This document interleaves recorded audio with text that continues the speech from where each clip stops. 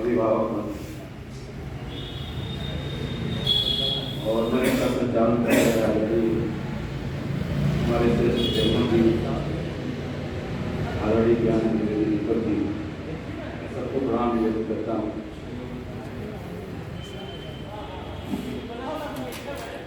मुझे आदेश दिया गया था कि आपको आना है और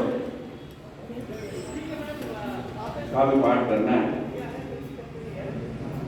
यहाँ आने के बाद पता चला कि माँ पे लिखी हुई गई पुस्तक श्रावक की समीक्षा है, तो मन और भी प्रसन्न हो गए। और दूसरे प्रसन्नता का एक कारण और है कि मैं भी इलाहाबाद विश्वविद्यालय से पढ़ा हूँ और डॉक्टर राकेश प्रसाद जी भी वहीं से पढ़े हैं, तो हम लोग गुरु भाई भी हुए।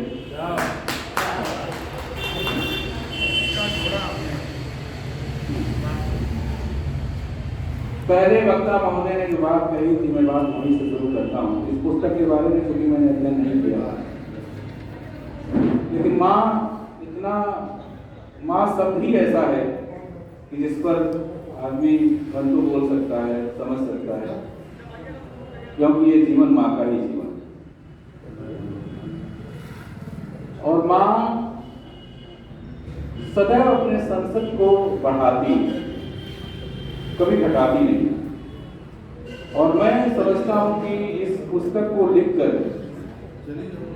डॉक्टर राकेश ऋषभ जी का कद बढ़ा ही है और बढ़ता ही रहेगा, ये मां का आशीर्वाद।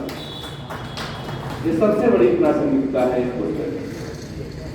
इसको लिखने के बाद जिस दोस्त का अनुभव इनको हुआ होगा, शायद ये अट्टालिका बनवा लें, बहुत बड़ा सम्मान पा लें, उसमें नहीं मिलेगा जितना सुख इनको इस पुस्तक को लिखने में मिला।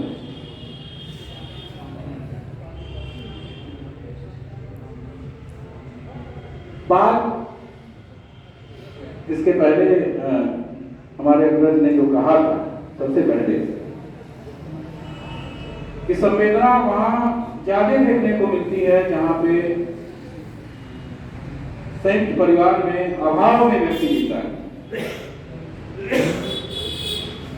उसके पीछे कारण भी है कि वो अपने माँ के साथ रहता है, परिवार है, गरीबी है। लेकिन जैसे जैसे हम आर्थिक रूप से संपन्न होते जाते हैं, वैसे वैसे अपने रिश्तों से दूर होते जाते हैं। और ये दौर भी ऐसा है। इस वैश्वीकरण के दौर में आर्थिक रूप से जैसे जैसे हम विकास करते जा रहे हैं, जैसे जैसे हमारे बुद्धि का विकास होता जा रहा है, वैसे वैसे हमारे हृदय पक्ष कमजोर होते जा रहे हैं। और जब बुद्धि का विकास होगा तो स्वाभाविक है कि हृदय पक्ष कमजोर होगा ही हो, क्योंकि वहां तर्क होगा, वहां विमर्श होगा, वहां लेखा जोखा होगा। और जहां पर इतना सब कुछ होगा,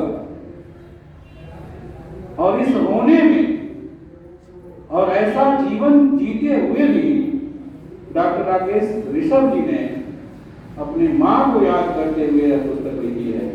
इसके लिए मैं कोट को उनको पढ़ा।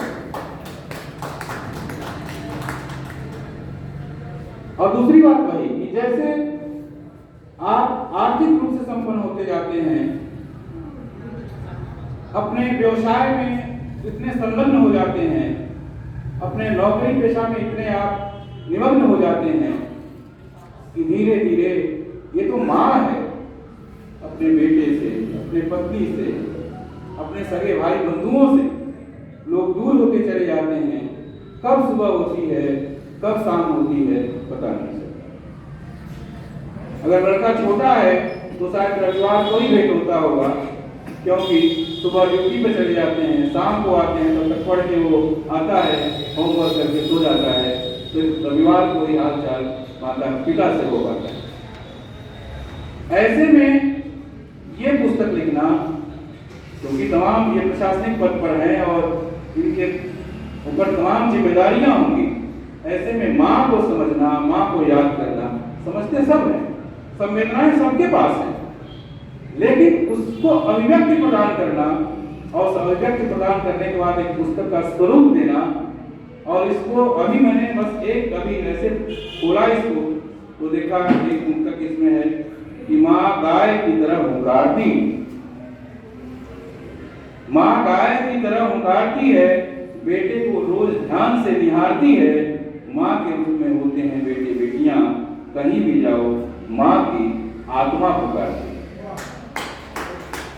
आज उनकी आत्मा पुकार नहीं रही है, बल्कि वहां से आशीर्वाद दे रही है कि मैं धन्य हो गई कि ऐसे पुत्र को मैंने जन्म दिया। तो इस रूप में आज बहुत कुछ न करते हुए मैं डॉक्टर साहब को प्रणाम करता हूं और भगवान ने मुझे अवसर दिया कि इस समारोह का मैं एक सहभागी बन सकूं। इसके लिए जगमग जी को और दीपक जी को बहुत बहुत बधाई, बहुत बहुत धन्यवाद।